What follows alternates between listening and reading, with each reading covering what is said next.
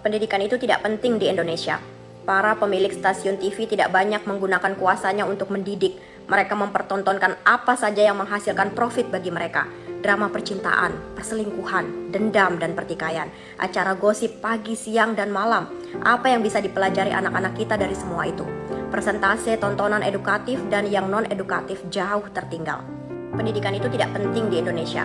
Para politisi mempertunjukkan kebohongan dan kepentingan partainya masing-masing. Mereka tidak peduli apakah mereka menjadi tokoh publik yang pantas dilihat dan ditiru. Yang penting agenda mereka tetap berjalan, elektabilitasnya naik, dan kembali terpilih di tahun-tahun mendatang. Pendidikan itu tidak penting di Indonesia. Banyak pejabat pemerintah dan pejabat publik jadi koruptor, tapi sama sekali tak memperlihatkan rasa malu. Mereka tidak berpikir dan tidak sadar yang dilakukannya bisa menghancurkan generasi ini dan generasi mendatang. Pendidikan itu tidak penting di Indonesia. Lebih banyak para public figure memilih memamerkan Lamborghini, barang-barang bermerek, memperlihatkan harta-hartanya. Mereka tidak mau menyuarakan tentang pentingnya pendidikan dan menggunakan ketenaran untuk memperbaiki negerinya.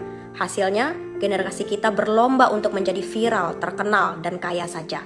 Pendidikan itu tidak penting di Indonesia, karena masih banyak orang tua berpikir bahwa kewajiban mereka menjadikan anaknya berpendidikan dan menjadi manusia yang luhur cukup dengan mengantar dan menjemput anak mereka dari sekolah saja.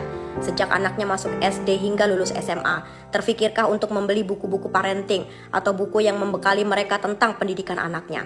Pendidikan itu tidak penting di Indonesia.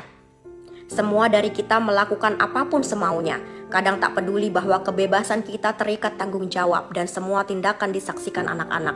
Jika ada kasus besar, ada yang salah dengan anak-anak, baik di sekolah maupun di luar sekolah, kita akan meminta Menteri Pendidikan untuk berkomentar dan menuntut pertanggungjawaban. Pendidikan itu tidak penting di Indonesia.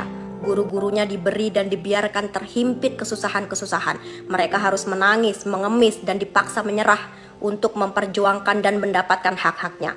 Waktu yang seharusnya mereka habiskan dengan anak-anak kita rampas untuk pekerjaan lainnya. Kita letakkan beban bernama pendidikan di pundak, kepala, dan kakinya. Tapi kita biarkan tangannya terikat dan perutnya lapar. Pentingkah pendidikan itu di Indonesia?